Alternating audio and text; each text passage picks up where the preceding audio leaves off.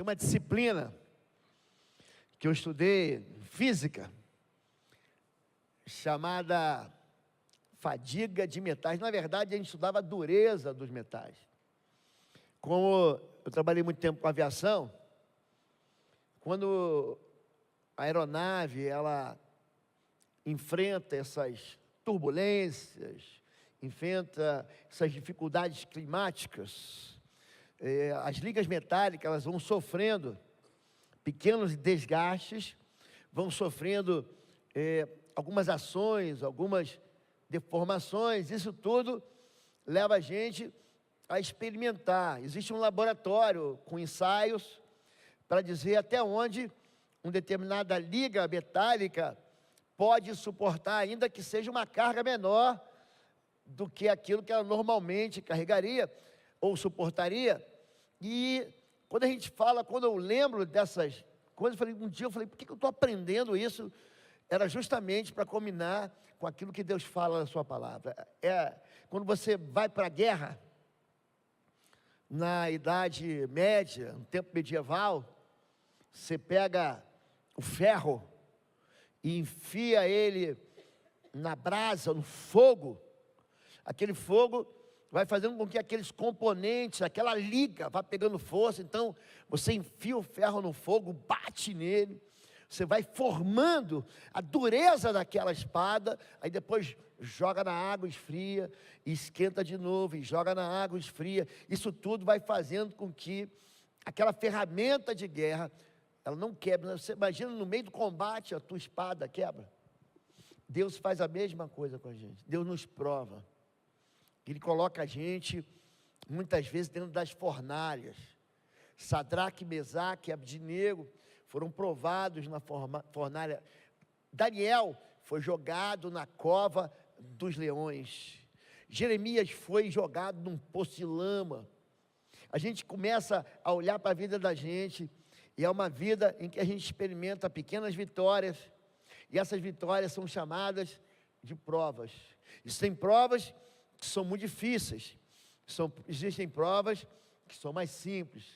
Eu me lembro de uma prova que eu fiz de francês, nunca vou me esquecer. Eu fui para a prova achando que eu ia deitar e rolar.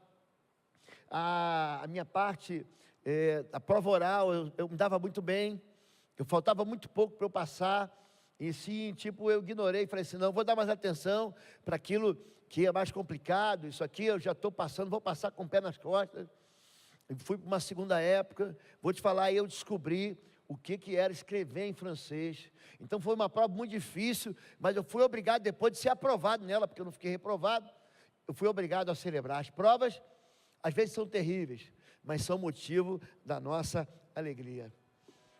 João capítulo 16, verso 2 e verso 4, diz, vocês serão provados, serão expulsos das sinagogas. De fato, virá o tempo quando quem os matar pensará que está prestando um culto a Deus.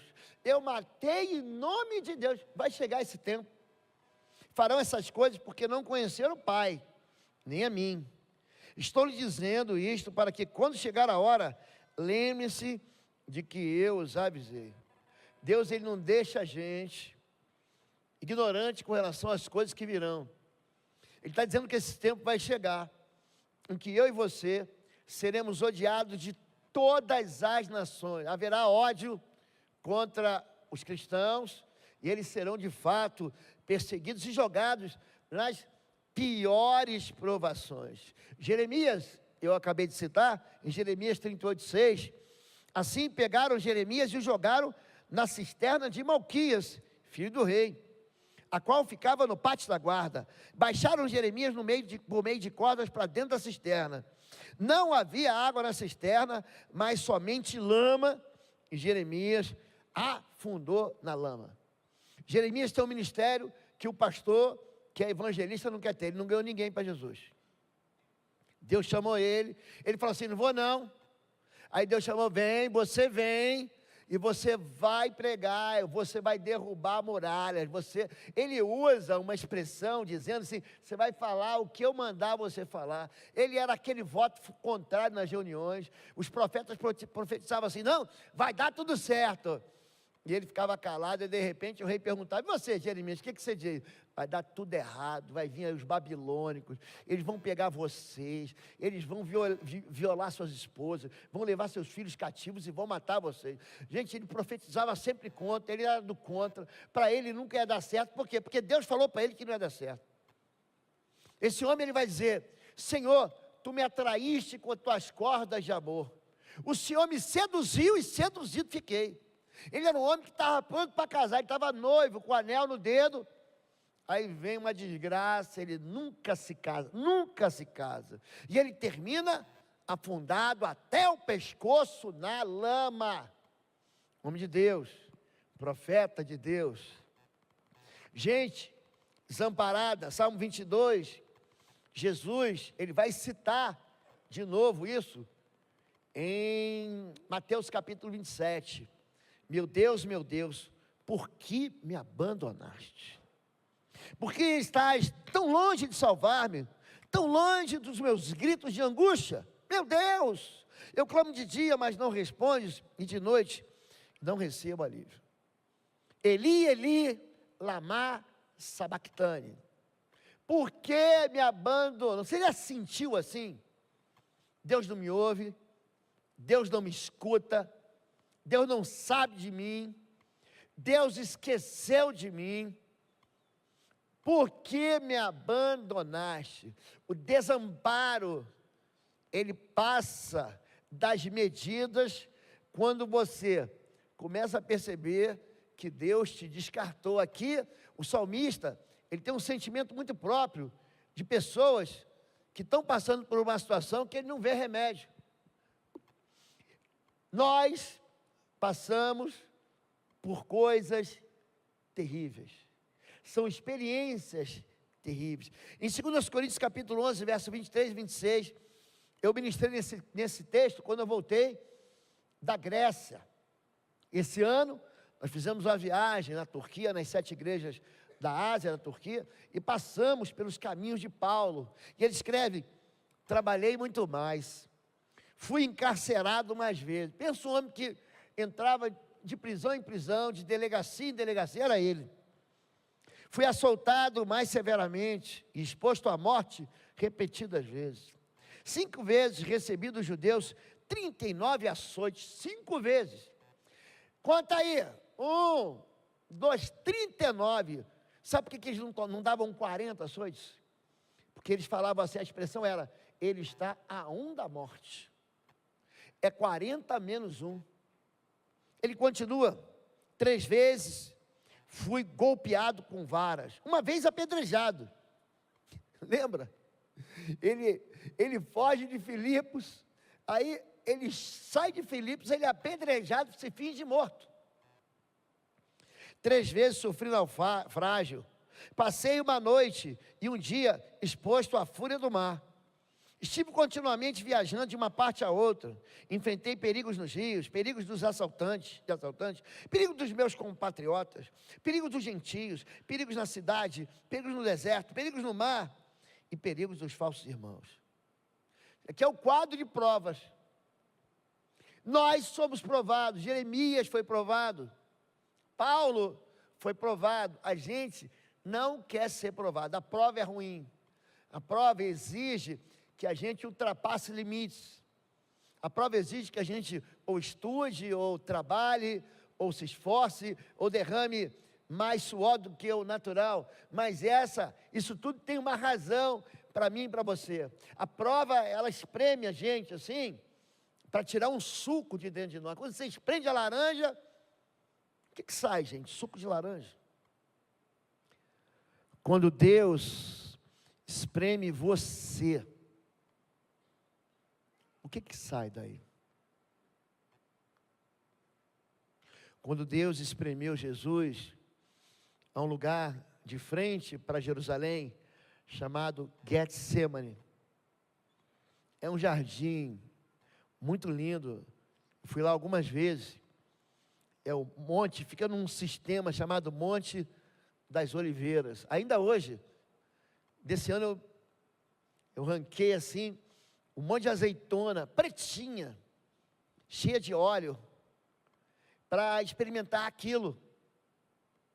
E ali Jesus chora, Jesus fala para Deus, Deus, existe um outro plano, afasta de mim esse cálice.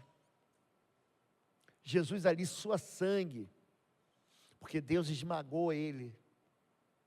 Quando a Bíblia conta a história da Páscoa, a paixão de Cristo, diz que agradou ao Senhor moer. Gente, imagina você ser passado num moedor de carne, moer o seu filho por amor de nós. Quando nós somos provados, Deus tira o melhor de nós. E a fidelidade é uma marca de quem não desiste, apesar das dificuldades. Mateus 24, de 8 a 13, ainda fala nos tempos do fim, tudo isso será o início das dores. Ser provado dói, ser provado machuca, isso é só o início. Então, eles os entregarão para serem perseguidos e condenados à morte, e vocês serão odiados de todas as nações por minha causa. Naquele tempo muitos ficarão escandalizados, trairão e odiarão uns aos outros, e numerosos falsos profetas surgirão, enganarão a muitos, mas aquele que perseverar até o fim será salvo. Deus, Ele está avisando para a gente que não vai ser fácil. Ele está dizendo para a gente que não vai ter moleza. Esses tempos finais serão tempos de prova mesmo, vão ser tempos difíceis, vão ser tempos trabalhosos. Paulo chama de trabalhoso o último tempo, esses últimos momentos da história humana. Mas existe uma prova, e essa prova vai tirar de mim, de você, o que nós temos de melhor. A gente não vive só na montanha, a gente vive também no vale. Aqui em 1 Reis capítulo 20, de 20 a 28, diz, um homem de Deus foi ao rei de Israel e disse, assim diz o Senhor, como os arameus pensam que o Senhor é um Deus das montanhas. Arameus é a mesma coisa que sírio. Sabe a Síria, ao norte de Israel? Pronto, é a mesma coisa. Como os arameus, eles pensam que o Senhor é um Deus com letra minúscula, uma imagem de escultura. É assim que a imagem de escultura é descrita na Bíblia, como um pequeno Deus. Um Deus que não é Deus, é um falso Deus. E Deus sempre é citado com letra maiúscula. E quando a palavra Senhor é citada, aí todas as letras estão em caixa alta, como Senhor. Como os arameus pensam que o Senhor é um Deus das montanhas e não Deus dos vales, eu entregarei esse exército enorme nas suas mãos e vocês saberão que eu sou o Senhor. Quando você está na montanha, a tua vida está muito boa, você está lá em cima, você olha de cima para baixo, gigante, parece formiguinha, e olha lá, você pega o avião, você decola, aí você passa em cima desses rios enormes, Mississippi, Rio Nilo, Rio Amazonas, você olha de cima para baixo e fala assim, olha lá, é um filetinho de água. Quando você está em cima da montanha, o gigante lá, desse tamanho, parece uma pulguinha. Quando você está na montanha, tudo que é difícil, parece fácil. Mas existem dias que você vai para o vale, e quando você vai para o vale, que você olha lá para cima, um arbusto parece um grande carvalho. Você olha para cima, um inimigo pequenininho, parece um brutamontes. Existem dias que você vai estar bem, dias de montanha, altos e baixos. Tem dia que você vai estar mal, dia de vales. Deus é um Deus que está nos teus dias bons, Deus é um Deus que está nos seus dias maus. Deus é um Deus que não abandona a gente. Por quê? Porque a gente tem experiências tristes. Não, hoje foi o dia abençoado. Por quê? Porque tudo deu certo. Hoje eu perdi. Hoje não foi um dia abençoado. Não funciona assim. Deus não enxerga desse jeito. Deus não vê desse jeito. Existem provas. São provas que você faz na hora. Professor, prova surpresa. Guardem os cadernos, os livros, prova surpresa. E você vai lá e passa. Agora tem prova. Hoje muita gente foi fazer vestibular. Tem vestibular de alguma das faculdades aqui do Paraná. Aí o professor fala assim, vai começar às 8 e vai terminar às 5 da tarde. Prova. Cada prova é diferente, tem trabalho, você tem que entregar lá. Lembra quando você fez o TCC? Lembra disso? Você tem um semestre para fazer, é uma prova. Agora, existem as maneiras como você enxerga a prova. O que a Bíblia diz é que, ainda que a prova seja longa ou curta, seja difícil ou fácil, ainda que pareça que a gente está perdendo, ainda que pareça que a gente está vivendo mal, Deus está com a gente nos vales, como esteve com a gente nas montanhas. Dias fáceis, dias difíceis. Existem dias de você viver decepção. Abacuque 3,17, esse profeta está muito decepcionado com a visão que ele teve. Tem gente que fala assim, pastor, eu quero ter discernimento espiritual. Você quer mesmo? Você está preparado para ver o que Deus quer te mostrar? Eu quero ver o mundo espiritual. Quer? Quer ver? Existe uma maturidade para isso. Existe um tempo certo para isso. Existe uma razão para Deus distribuir dons. O dom, ele é dado para você servir pessoas e não para se servir. Você não pode obter lucro por causa do dom. Você não pode obter uma posição sacerdotal por causa do dom. O dom é para glorificar a Deus. Não é para exaltar o ser humano. Olha o irmão, que dom lindo. O dom, ele vem do Senhor e ele escolhe. Esse é para você. Esse aqui é para você. Abacuque viu algo horrível. E vai reclamar com Deus. Você não está vendo? Eu estou vendo. Ele vai bater boca com Deus. Deus falou assim, está ruim? Pode se preparar porque vai ficar pior. E aí, no capítulo 2, verso 4 de Abacuque, ele descobre algo. Ele fala, o justo não vive por aquilo que ele vê. O justo viverá pela fé. Ele não enxerga a circunstância. Ele enxerga aquilo que Deus vai fazer através da circunstância.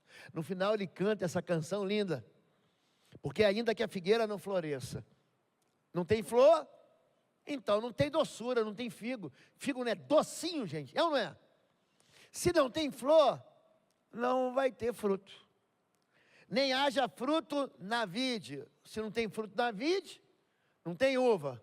Se não tem uva, não tem vinho. Se não tem vinho, não tem alegria. É isso. É uma vida de tristeza, é uma vida sem doçura. Ainda que decepcione o produto da oliveira, não tem perfume.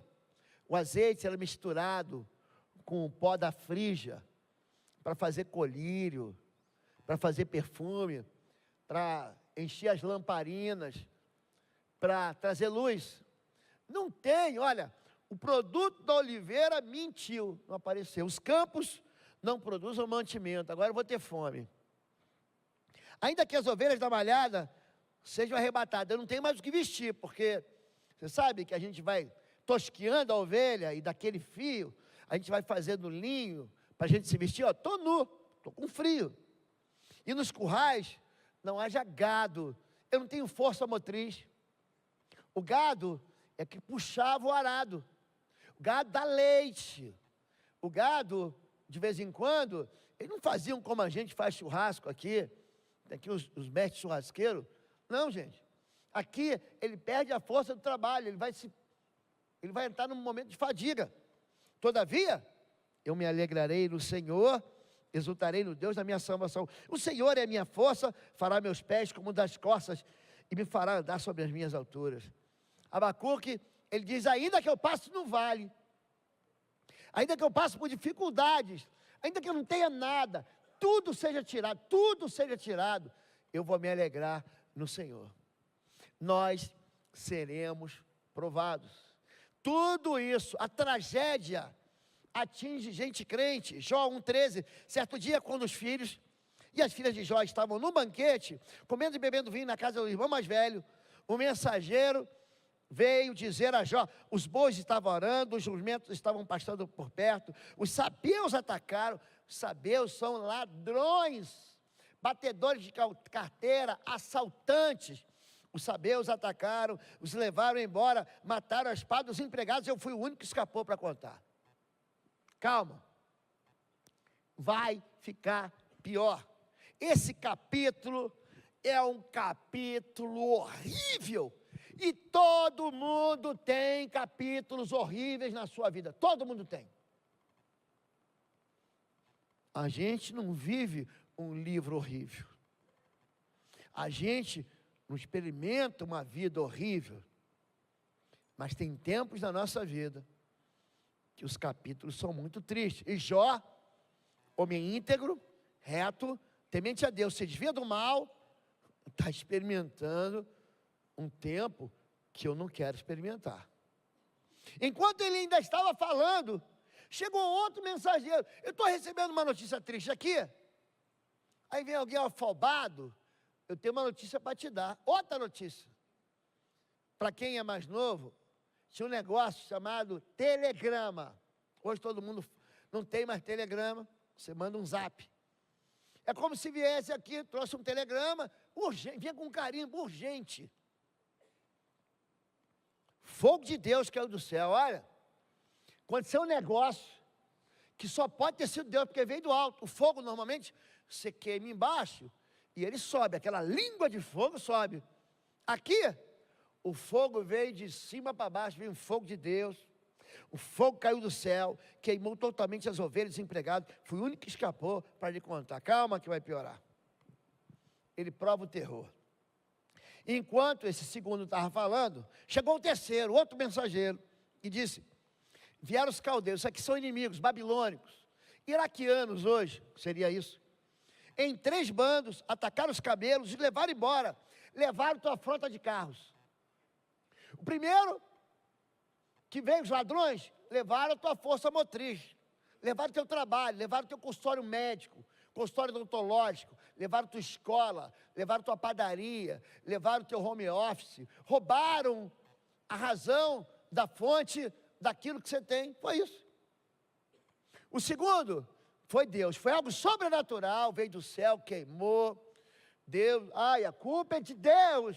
O terceiro, não, o terceiro foi o inimigo foi que trouxe. Os caldeus vieram, roubaram meus carros. Naquele tempo não tinha carro, mas tinha camelo. Era a maneira deles andarem. É assim, vou fazer uma caravana de camelo. E aí continuam, mataram a espada dos empregados. Eu fui o único que escapou para lhe contar. Calma, que vai vir mais. Enquanto estava falando, chegou ainda outro mensageiro, disse, seus filhos e suas filhas estavam num banquete, festa de 15 anos, festa de aniversário, festa de celebração, passei de ano, oba, vou dar uma festa, festa de encerramento da empresa deles, pronto.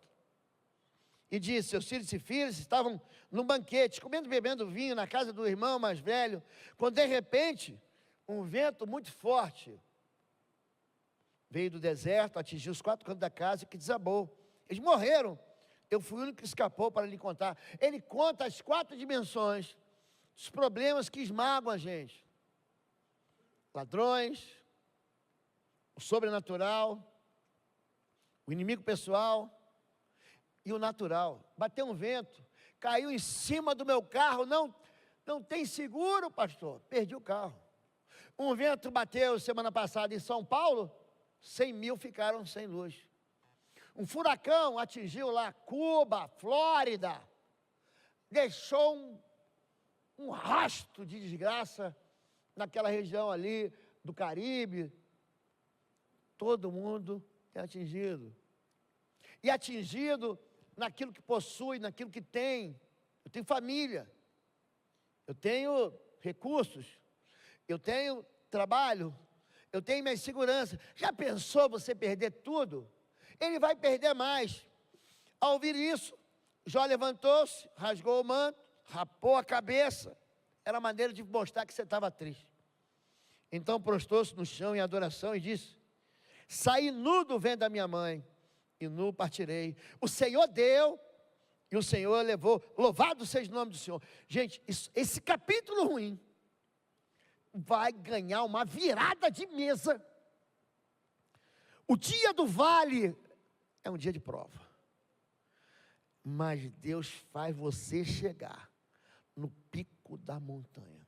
Você vai sofrer, a gente sofre isso. O papel pastoral é preparar o rebanho para todo tipo de dificuldade e de alegria. Aqui eu entrego todo domingo fé, esperança, ferramentas para a gente ser muito melhor do que a gente é. Esse ano eu fiz um jejum no início do ano de 40 dias, e uma das coisas que eu pedi, eu falei: Deus, eu quero ser um pastor, eu quero ter o melhor ano do pastoreio da minha vida, eu preciso ser melhor do que o ano passado, e ano que vem eu preciso ser melhor ainda, porque o rebanho cresce, exige muito da gente.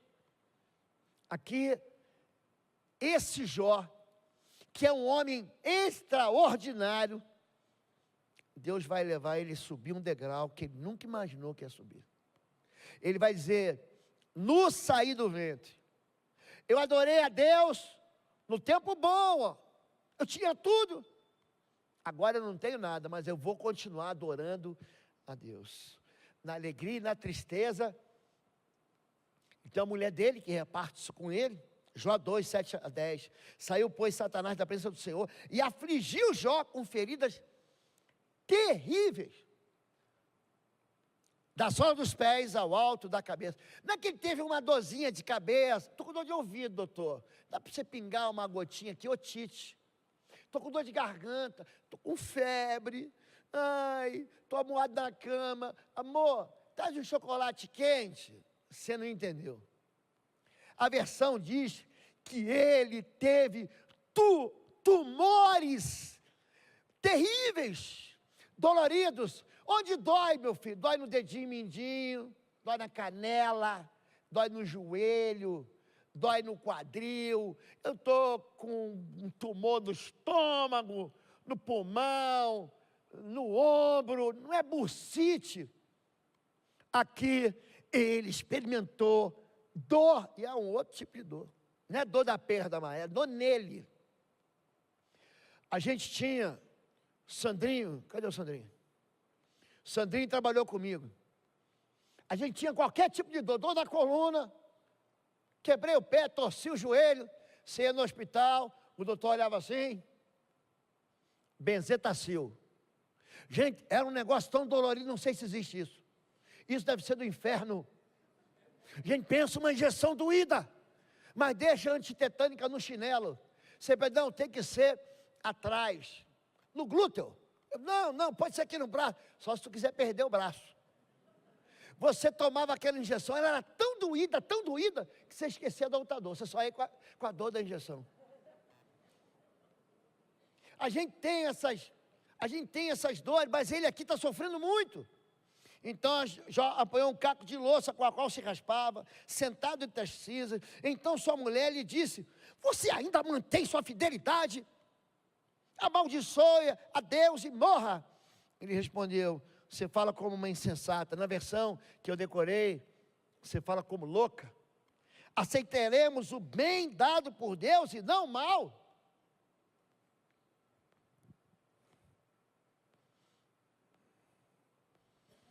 Até onde você é capaz de ir. Até onde sua fé vai ficar firme. Essa é a pergunta de Jó. E se tudo der errado? E se teus sonhos não se cumprirem? E se você nunca se casar? E se você nunca tiver um filho? E se você perder o teu trabalho e nunca mais tiver nenhum trabalho? E se você for roubado, for trapaceado, for assaltado e perder o que você mais ama? E se você sobrenaturalmente perder aquilo que você acha que te dá segurança? E se você for alvo de um inimigo? Até onde você é capaz de ir? E se a vida tirar de você? Você vai continuar com Deus? Ou você só anda com Deus quando está na montanha? Não, no vale eu não quero mais saber de Deus. Tem gente que entra aqui, pede uma oração, porque desesperado. Hoje de manhã, veio uma pessoa aqui: pastor, eu quero oração agora, pelo amor, vem de outra cidade. A gente tem um intervalo de culto das 9 das 11, muito curto mesmo. E aí eu me preparo para um, para o outro, eu fico em pé no culto da manhã, acho que eu fico em pé o domingo inteiro. Porque o povo está louvando, eu estou em pé, o povo está sentado, eu estou em pé, aí o povo senta de novo, eu estou pregando, faço apelo, no final, você atende, e chega uma hora que você começa a ter fadiga dos materiais, quando voltei ao assunto. Essa pessoa vem desesperada, mas quantas pessoas entram, querem uma oração, mas não querem se comprometer com Deus? Até onde é fé provada, testada? Cada um de nós passa por uma, não tem jeito. Aqui ele vai dizer para a mulher dele: eu estou com Deus na alegria e na tristeza. Você já falou isso? Até que a morte nos separe, eu recebo de Deus o bem. Se Ele quiser me dar o não e o mal, eu vou receber de Deus também. Você está falando como uma louca, está falando como uma insensata, você não entendeu nada de Deus, nem das provas. Eu vou ficar com Ele até o fim, ainda que Ele me mate, nele confiarei.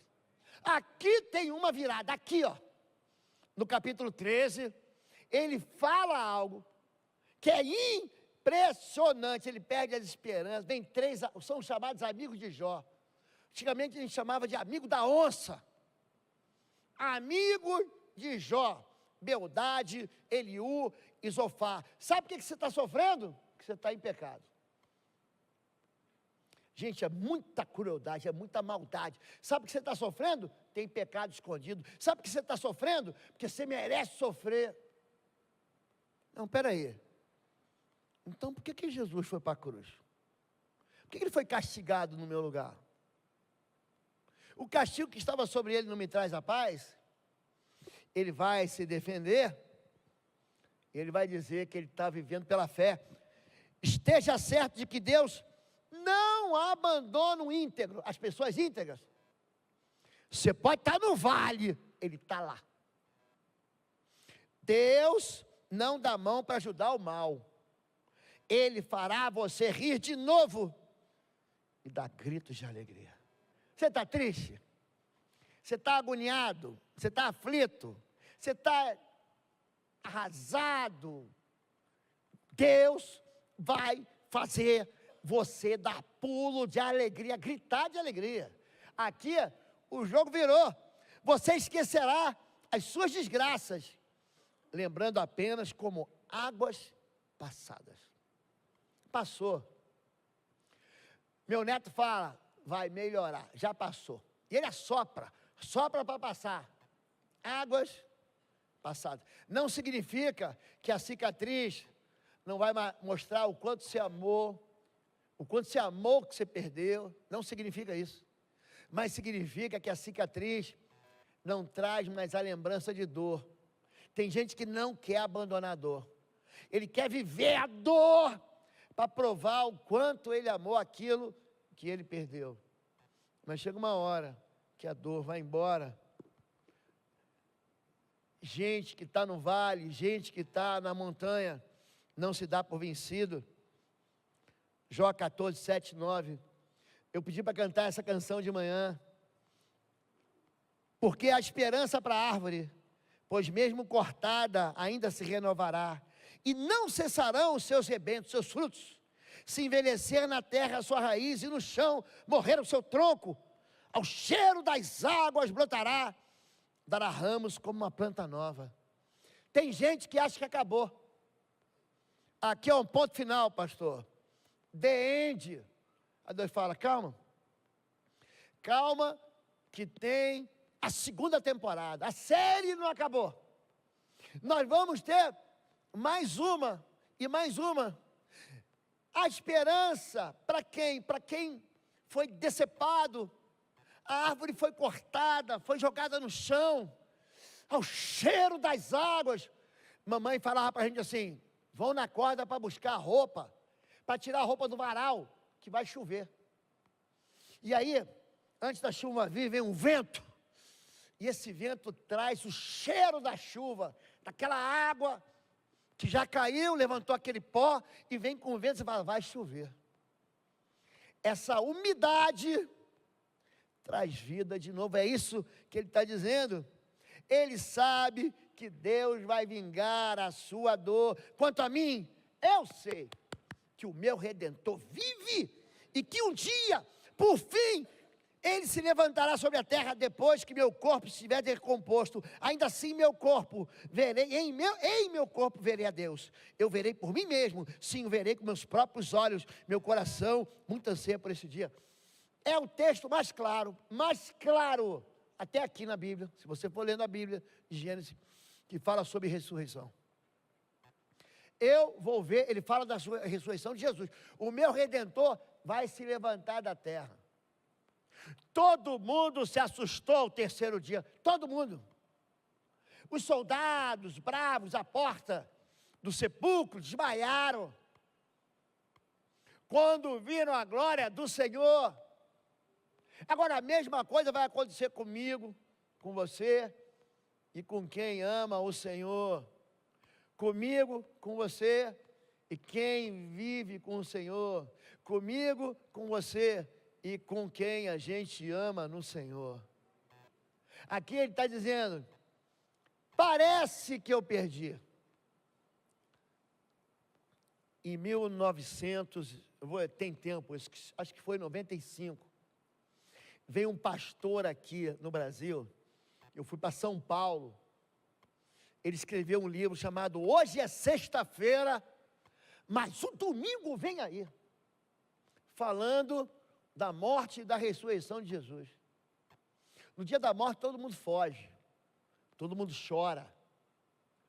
Pedro, na véspera, tira a espada e diz, eu sou macho, ainda que todos te neguem, eu nunca te negarei. Jesus diz, Pedrão, essa noite, antes do galo cantar, você vai me negar 3 vezes. E ele foge como um menininho assustado. Hoje é sexta-feira. Mas o domingo vem aí. O domingo é um domingo de festa.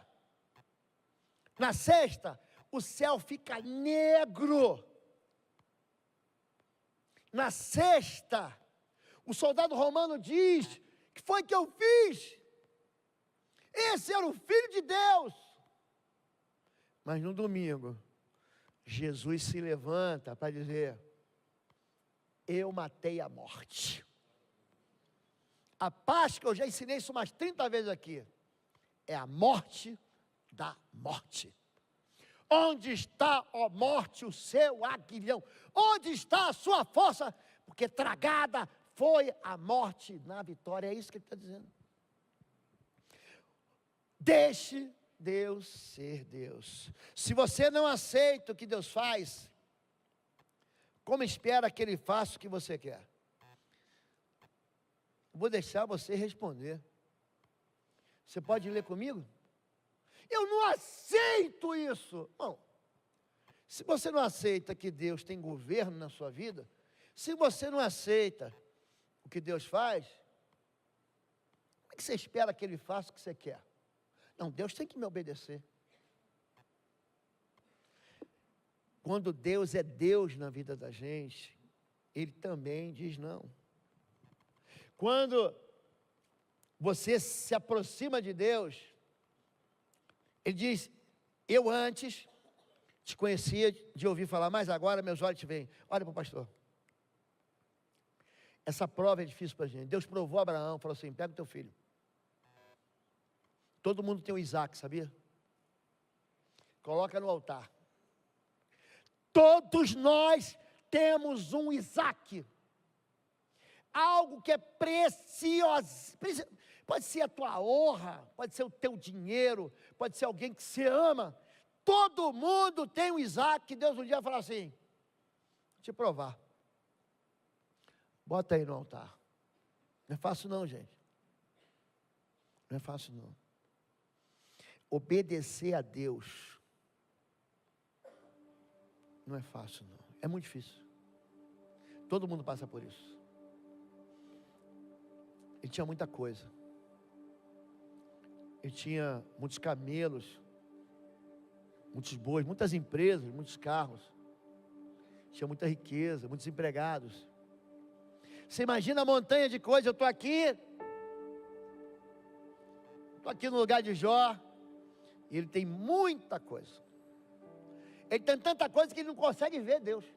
Ele só vê as coisas. Ele só vê as coisas. Aí Deus fala com ele está escutando, mas não consegue ver. Deus está distante. Eu estou ouvindo Deus, eu amo a Deus, mas as coisas não me deixam ter intimidade. Aí Deus tira tudo dele, tudo. Agora eu estou te enxergando, tirou tudo. Deus, Ele faz isso para a gente enxergar coisas que a gente nunca enxergou. E o Senhor virou o cativeiro de Jó. Pensa uma palavra que eu fico aleluiado. Ele virou o jogo, ele virou a mesa, ele virou o cativeiro de Jó. Ele estava preso nessa aflição, ele estava preso na perda, ele estava preso na tristeza. Deus vira cativeiros. Quando orava pelos seus amigos, o Senhor acrescentou em dobro tudo quanto Jó antes possuía. O Senhor abençoou no final da vida de Jó, mais do que no início. Mais do que no início. O segundo tempo da vida dele, se ele era abençoado, agora é ainda mais. Aí ele conta aí 13 mil ovelhas. A riqueza daquele tempo, talvez hoje você não queira ter nenhuma, te dou uma ovelha. Pô, pastor, como é que eu vou criar essa ovelha no meu apartamento aqui? Mas tem um sentido para a economia daquele tempo. Pode voltar? E deu para ele depois camelos, e deu para eles tudo aquilo que ele já tinha. Deu para ele filhos, 7 rapazes, 3 moças. E conta que as 3 moças eram as moças mais lindas. Eu vou encerrar. Os nossos filhos estão chegando aí. Eu tenho trabalhado para entregar o melhor de Deus para vocês. Nossos filhos estão aprendendo a honrar vocês, sabia disso? Nossos filhos, nós dedicamos esse fim de semana para que eles aprendessem a servir a Deus e colaborassem com aquilo que você já tem ensinado. Eles vão voltar para pedir perdão, eles vão voltar para dizer que amam vocês, eles vão voltar felizes. Tudo isso, eu sei que é difícil. Ter filho, mãe, mulher. Os homens, você não faz nem ideia do que é isso. Eu vi minha esposa ter 2, eu estava lá. No primeiro parto eu estava lá. Eu descobri uma técnica para não desmaiar. Eu ia desmaiar. Quando cortou a ser a primeira cesárea, gente, quase que o maioral aqui foi para a fita. Quase que eu dou um vexame. Aí participei do meu segundo filho, da minha filha, gente. Meu Deus do céu, aquela moça é muito corajosa. 24 horas de trabalho de parto. Participei da minha neta e agora do meu neto. Dá trabalho. Às vezes ter filho vale. É difícil. A gente passa por situações e fala: como é que eu vou pagar essa conta? Você vai ver que no final você paga. No final Deus dá uma resposta. Você fala: como que eu consegui? Você consegue. Vale. Vai ter tempo. Você vai ser legal. Hoje é dia da gente chegar na montanha. Receba seu filho com alegria. Vamos orar. Fique em pé em nome de Jesus. Até onde você vai? Você tem que sair daqui com essa resposta. Até onde você vai? Se você perder tudo, você vai continuar? Se você perder tudo, você vai continuar? Vamos orar? Deus falou com você hoje? Falou ou não falou, gente? Não falou com você? Levanta sua mão assim. Deus falou comigo. Falou comigo. Quero orar por você. Vocês querem? Dá tempo deles virem aqui na frente? Saiam daqui da frente. Podemos cantar essa canção? Ao cheiro das águas? Podemos? Vamos cantar, vem aqui na frente que nós vamos orar antes de receber os nossos filhos. Sai do seu lugar, pega na mão de quem você ama, né, que vamos ficar juntos até o fim. Vamos passar por esse vale, vamos subir essa montanha, vamos passar por essa aflição, por essa dor. Marcado pela dor, ainda que na terra envelheça a raiz e no chão abandonado o seu trono morrer, a esperança pra você, ao cheiro das águas brotará como planta nova, florescerá, seus ramos se renovarão,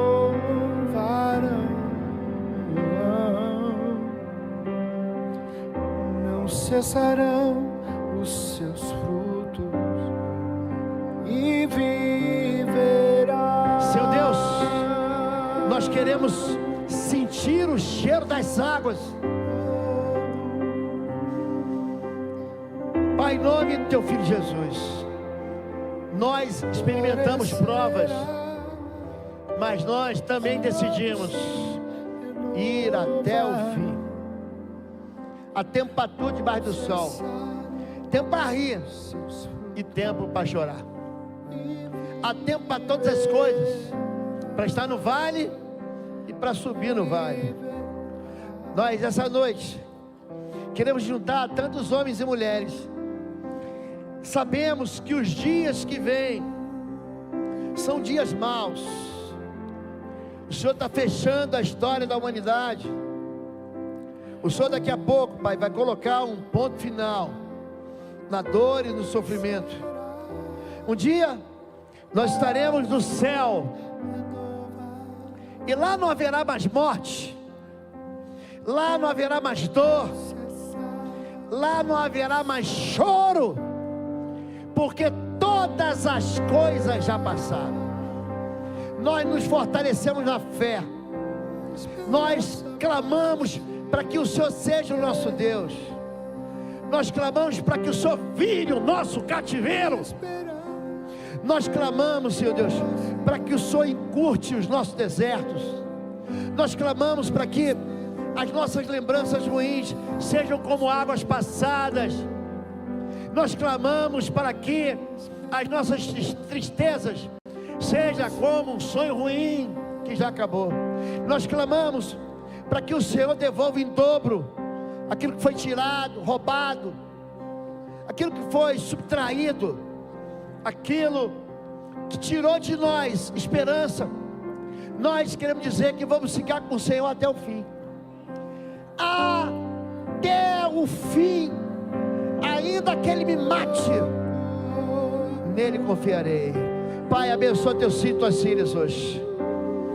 Traz uma resposta de esperança no meio da dor. Desperta, Senhor Deus, o teu povo, em nome de Jesus.